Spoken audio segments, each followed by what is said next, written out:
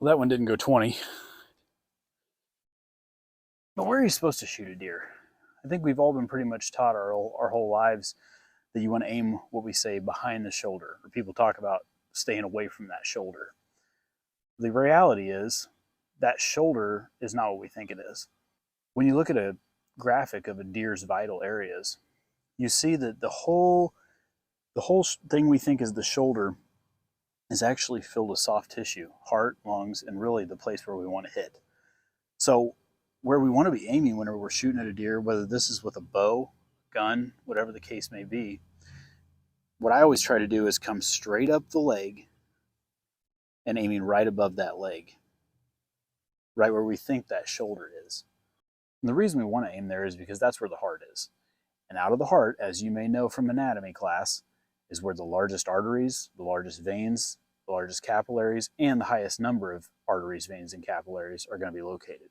So we want to be able to sever as many of those as we can, as well as taking out the heart, because the way a deer dies is from hypovolemic shock and hemorrhagic shock.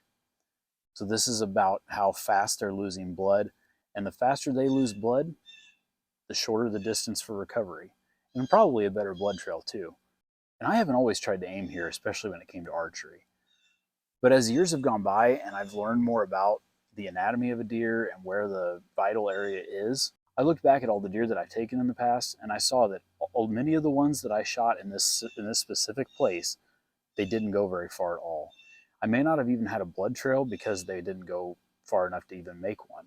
Usually a deer needs to run anywhere from maybe 30 to 50 yards before you ever start finding blood, but these ones never made it that far. And so I know that we're told to aim behind the shoulder. I know we're told to stay off the shoulder. But the issue with that is the higher that you hit on a deer, your gravity's working against you then. It's going to be harder and it's going to take longer, and it's going to be harder for blood to get to the ground. Also, there's smaller and lesser volume of veins, arteries, and capillaries back there that aren't going to make the deer die that fast from that hypovolemic and hemorrhagic shock like I talked about earlier. So the further back you aim, you're getting away from those larger arteries and veins. You're getting only smaller arteries and veins and less of them to hit. Sure, you're going to take out both lungs. The deer will definitely die. But you're getting closer to the liver, which requires a 6 to 10 hour wait before you can go look for the deer typically, sometimes even longer than that. You're just better off to stay closer to that shoulder. So I would challenge you, when you're practicing, trying to use a 3D target or even a picture of a deer that you can put on your target, that you're getting practice at aiming at that shoulder, or what we think is that shoulder. So you can have shorter track jobs, better blood trails, and better recovery chances. Another thing I would challenge you to do too is from about 20 yards and closer, you can pretty much aim true at where you want to hit, and a deer can't get out of the way fast enough. But once you get to that 25, 30, 40 yard range, especially for folks like me that I'm only shooting about 52 pounds of draw weight and I'm about 28 inches of draw length. So I'm anywhere in there about that 240 feet per second range as far as speed. A deer can duck so fast that at 25, 30, 40 yards, you're going to want to aim actually lower than where you want to hit. So when you aim lower, so say that this deer is 30 yards away, you want to hit right there where my arrow is or somewhere around that.